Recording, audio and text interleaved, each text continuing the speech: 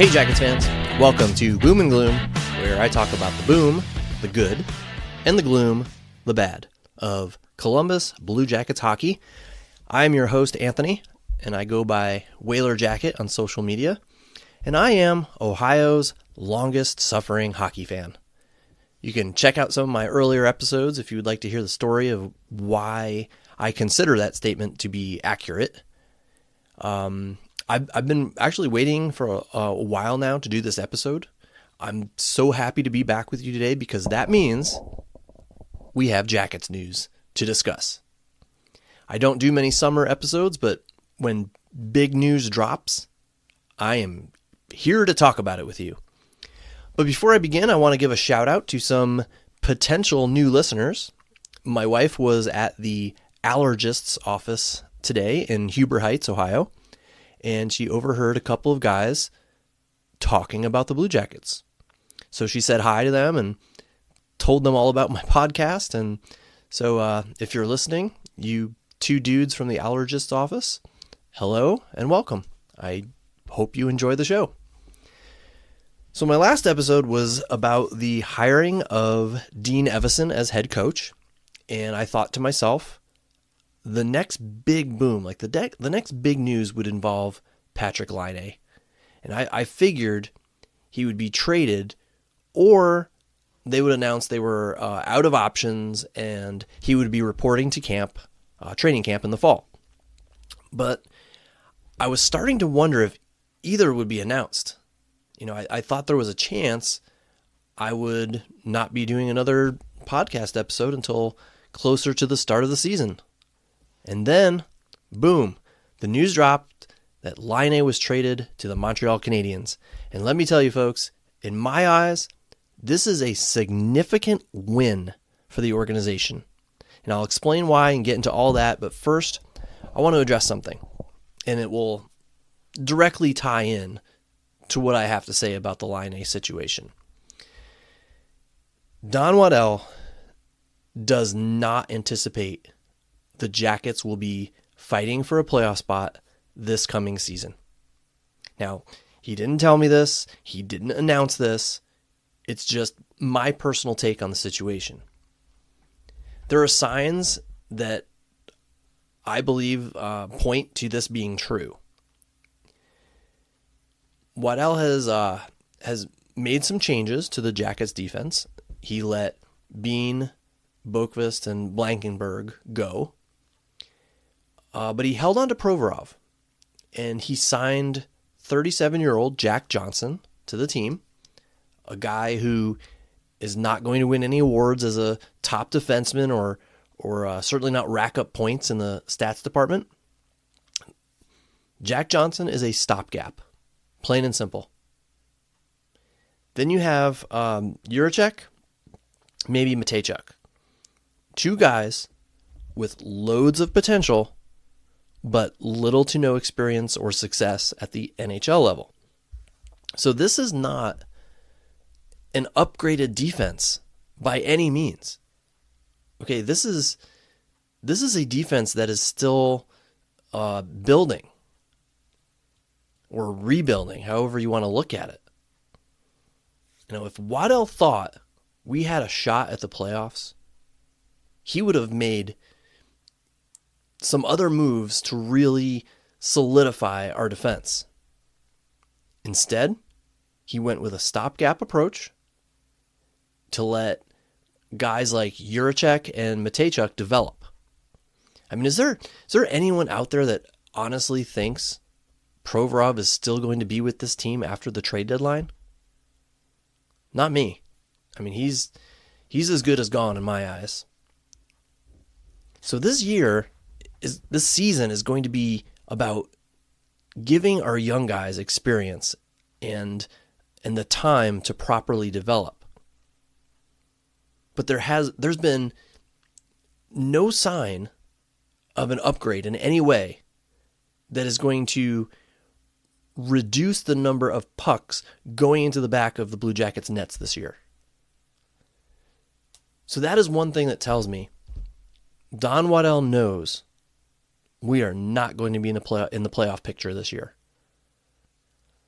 The second thing, Elvis is still on our team. Waddell knew it was going to be near impossible to trade Elvis's contract, and I think he even said it specifically. So he was kept around with no defensive upgrades to assist. Then he goes and signs Jet Greaves to a contract that is a one-way contract in the season after this one. So read between the lines. He feels Elvis will not be back after this season. He's hoping that he starts to regain some of his good form that he had earlier in his career. If that happens, maybe he'll be able to get a trade. What is actually going to happen, I don't know. Trade, buyout, not sure. But the Greaves contract, I think, says a lot about Waddell's intentions. He predicts we are missing the playoffs this season.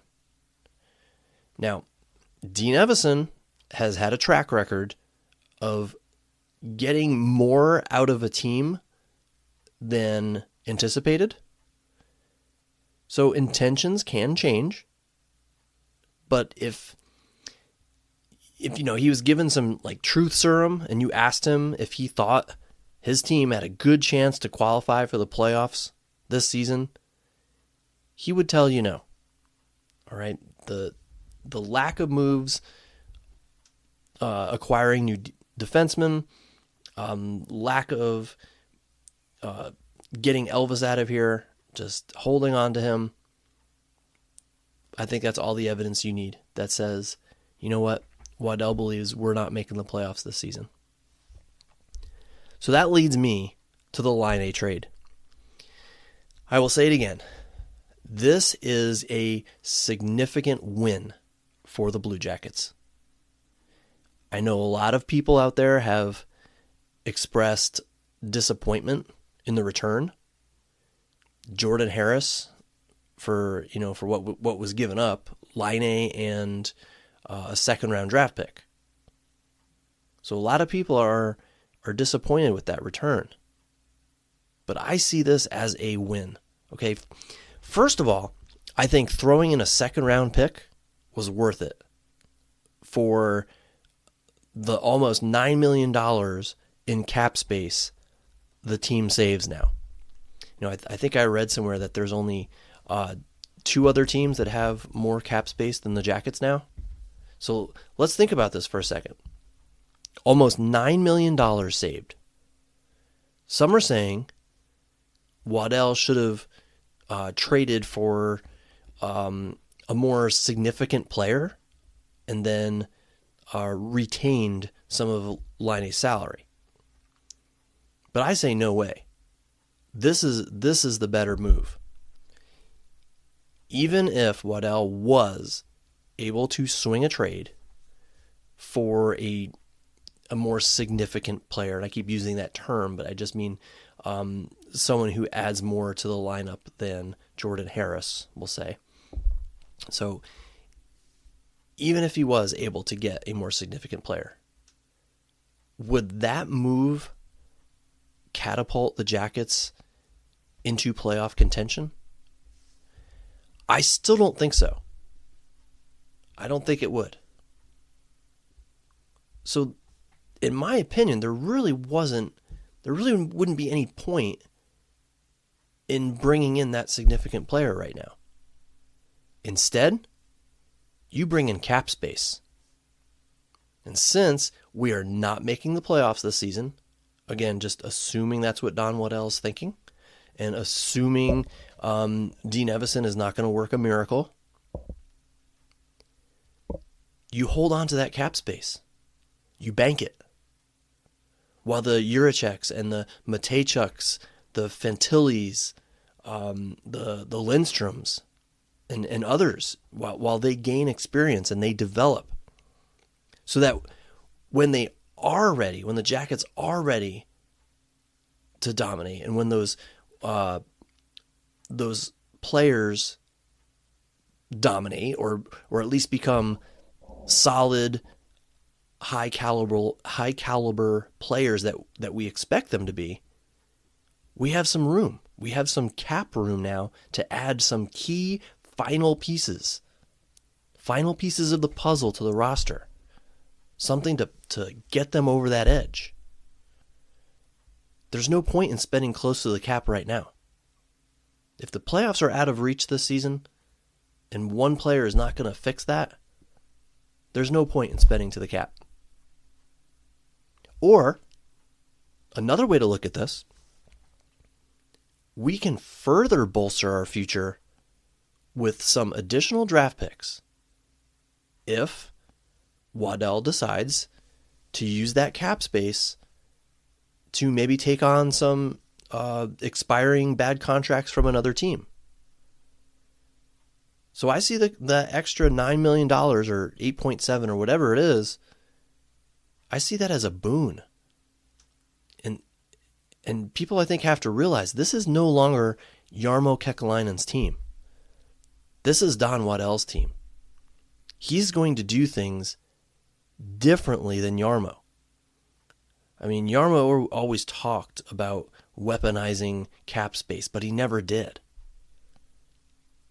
But Don Waddell is not Jarmo. So let's see what he does with that $9 million in savings. Even if it's nothing, even if he just banks it and uses it for a future push for this team, I would be fine with that.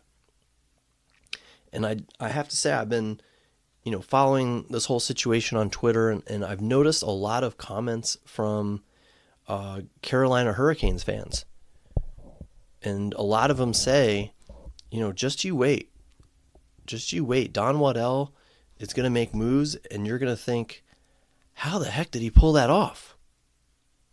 So that's good to hear. That leads me to believe that he might do something with that cap space. He might, in fact, quote unquote, weaponize it. But the bottom line is that I'm very happy with this trade. For what I have read, Jordan Harris, he's a decent, solid defenseman with some potential upside. And I'm seeing people rave about his personality. Like they're talking about he's just a downright good person, a good kid. He's like fun to talk to, and he's just, says the right things in interviews. So that's great. I'm good with that return. Count me in.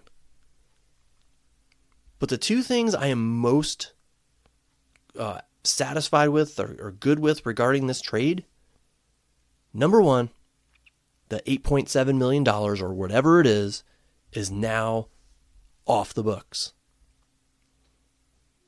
Waddell actually found a team to take on Laine's entire salary with nothing retained. And number two, Patrik Laine is no longer a Columbus Blue Jacket. Now, I said it before, okay? I said it the day we acquired him from Winnipeg. I was not sold on Patrik Laine. I saw him from the start as a one-trick pony. He was not the superstar that is worth a $9 million contract. I saw him, and I still see him as a one-trick pony. Okay, he has an amazing shot. Amazing. But he was almost constantly injured. He didn't seem to play a complete, well-rounded game. I mean, there were times that I know this is just opinion, this is just observation, but it just often seemed like he was even disinterested. Like he wasn't giving it his all.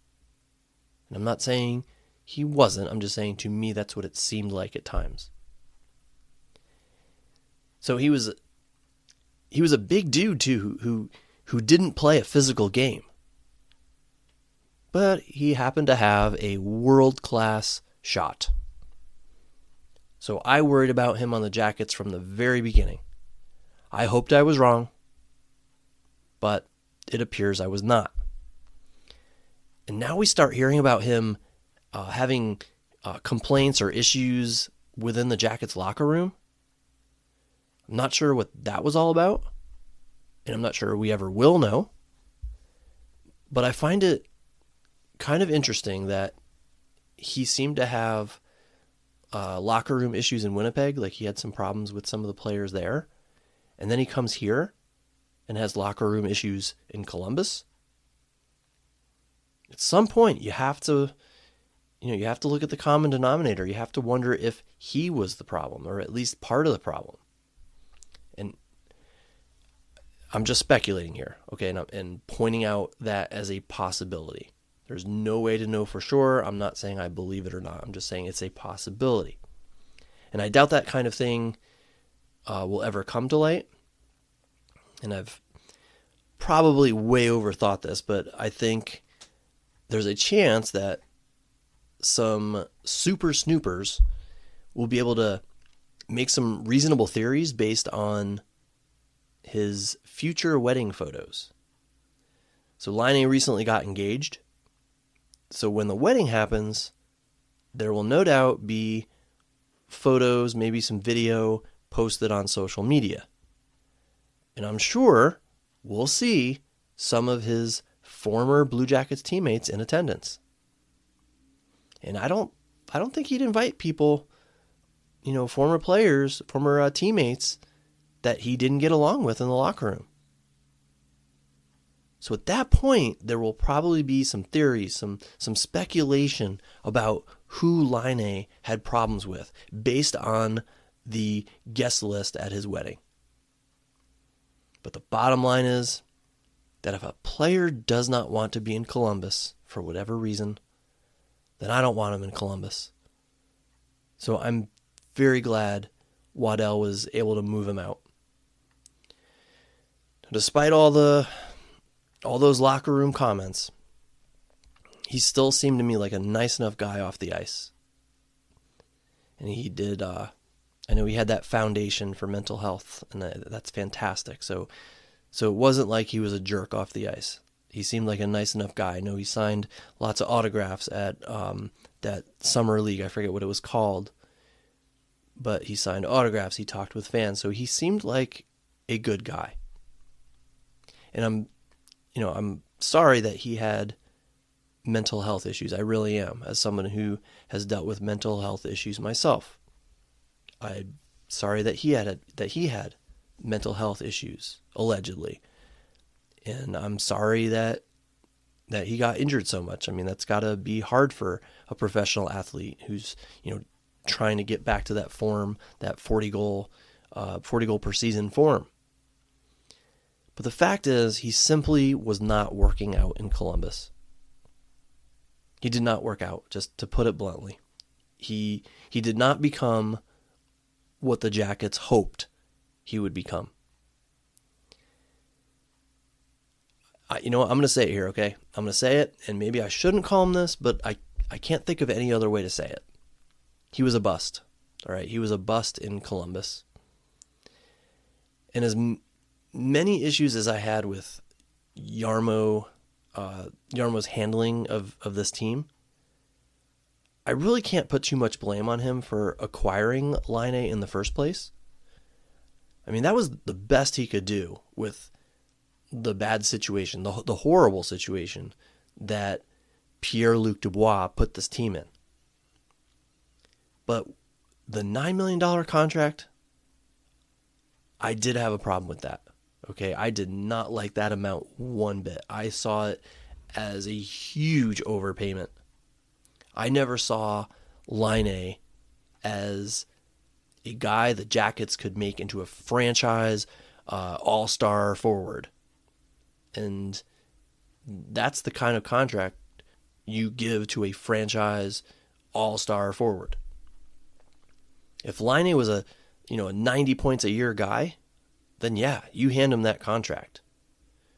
But backing the money truck up to him for the type of player that he is, not wise. I mean, Jarmo was banking on his return to the 40 goal per season form. And obviously he didn't get to that form again. So here we are. And oh, by the way, I guess one way to look at this is we traded Pierre-Luc Dubois, a second-round pick, and a third-round pick for Jordan Harris. I mean, when you do all the branching, I guess I forget what it's called, a trade tree or something like that, a trade map, I forget, where you can see all the different deals that branch off from one or the other. So, yeah, ultimately the Jackets traded their number one center and a third overall pick, meaning Pierre-Luc Dubois, and some draft picks for Jordan Harris. Sucks to think of it like that. And I know that's just, one different way to look at it. But I'm glad, really glad, the Jackets no longer have to deal with PLD either.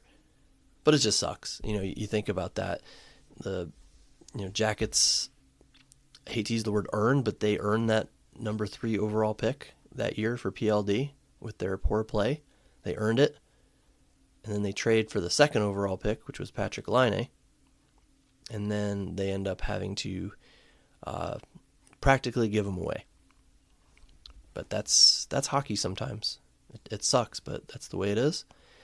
And again, I'm happy that Patrik Laine is no longer on the Blue Jackets. This is a good thing for the organization, a good thing for its future. And for those complaining about the lost second-round pick, the pick that the Jackets seemed to throw in, that was probably thrown in to help the Canadiens accept Laine's full salary. It was a sweetener.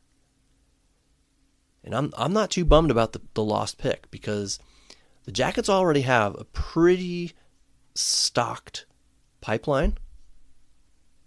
Plus, they're more they're most likely going to get more draft picks this season when guys like Provorov and Danforth are shipped out, most likely at the trade deadline.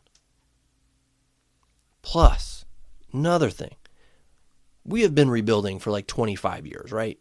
I mean, that's what it seems like. I know we had some good years mixed in there, but overall, it just seems like this franchise we've been suffering for 25 years.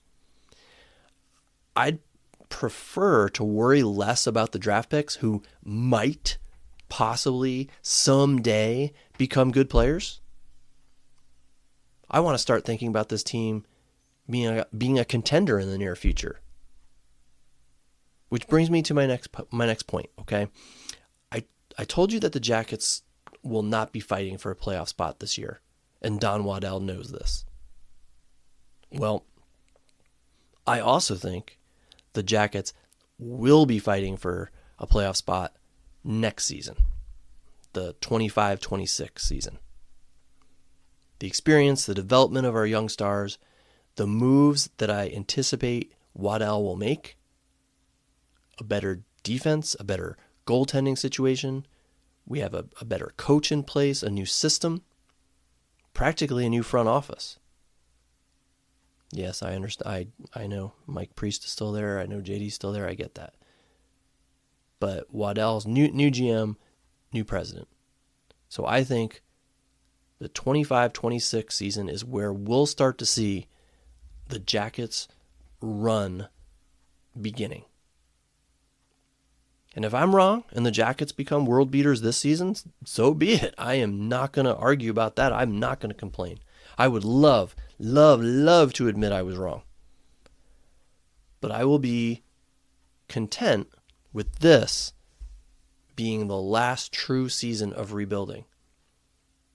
And I think this Laine trade was a big piece. What else? All right.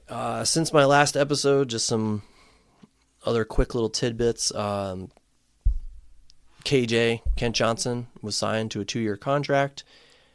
A fantastic team-friendly contract, and I love it. KJ gets 2 years to show he can start putting up better numbers, being a more well-rounded player. Then if all goes well, he gets a bigger payday in 2 years. And there comes into play that banked salary cap space that I was talking about earlier. And if it doesn't work out after 2 years, he can be jettisoned from the roster. Now, I hope that doesn't happen, but it's a possibility. But I love the deal. So let's see what KJ can do. Hopefully he is healed up and ready to get back to work for the season. Another thing I wanted to talk about real quick, The Athletic ranked the Jackets dead last in terms of what they call dead salary. I guess in other words, what that means is getting the most bang for your buck. And they were ranked dead last. Now, that was before the Laine trade, so of course I'm not sure where they would be now.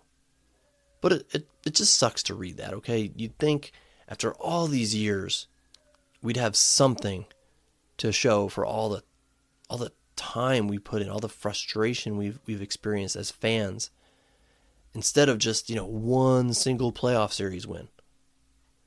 So when you read articles like that, it just hurts. The article referenced the Elvis contract and the Gaudreau contracts being like albatrosses in relationship to their performance. So I get it. But still, it just sucks to read that after being a fan for so long.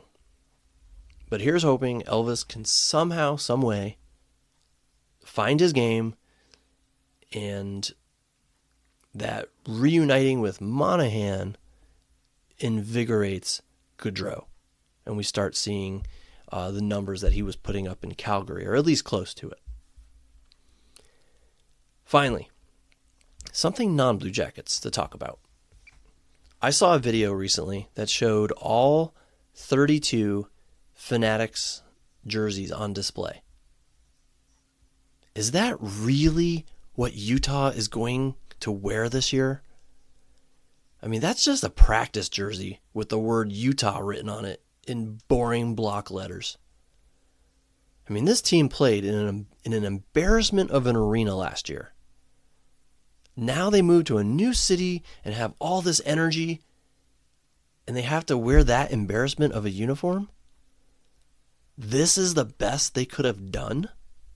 They really couldn't come up with a name in time? I mean, and they really couldn't just throw some stripes on the jersey to dress it up a little bit?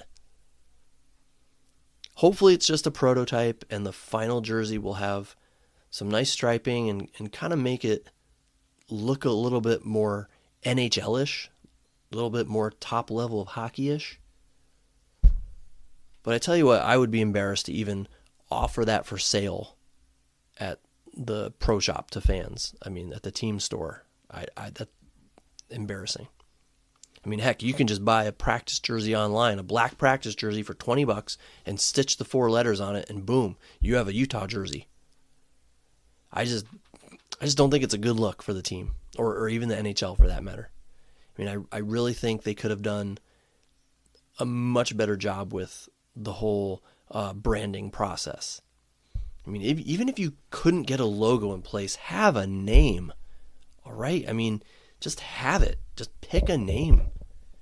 We all know it's going to be the Yeti anyway, right? I mean, that seems to be what was the top name choice, or what people predicted from the beginning. So just announce that from the start and let the fans start enjoying it, even without an actual logo, and start building your brand and harnessing that energy that the new city's bringing to this team. And for God's sake, put out a decent jersey, even if it's a temporary one. I will say this though, that new Anaheim Ducks jersey, that's fire. I mean, possibly the best jersey in the league now. So well done, Anaheim. And that's all I got, guys. We'll have to see if any other news drops between now and the start of the season. I know Don Waddell did mention that the minute the Laine trade went down, he did have some calls from some other NHL teams who are over the cap or were really looking to get some cap space themselves. So they were trying to sell them on some bad contracts. So I guess it is possible that we'll see some more signings or some trades. And when that happens, then maybe I'll hop on again. But right now, if nothing goes down, I'm thinking that my next episode will be close to training camp or the preseason when some more Blue Jackets news breaks. So until then, thank you so much for listening to me ramble on about the Jackets. Hope you enjoyed this episode, and I hope you'll come back and listen another time. If you would like to reach out to me, please feel free. I would love to hear from you, hear any questions you have. If you want to request to come on the show, I'm always interested in having guests. I'm not a big fan of just like reaching out and inviting people. I feel like I'm pestering them almost. But if you are interested in coming on and talking Blue Jackets with me, by all means, send me a message and I'll have you on the show. So you can reach me, find me on social media, just search for Whaler Jacket. So WHALER Jacket on social media. So Instagram, Twitter, I'm out there. You can find me. Till next time, we'll talk to you guys again. Take care. Go Jackets.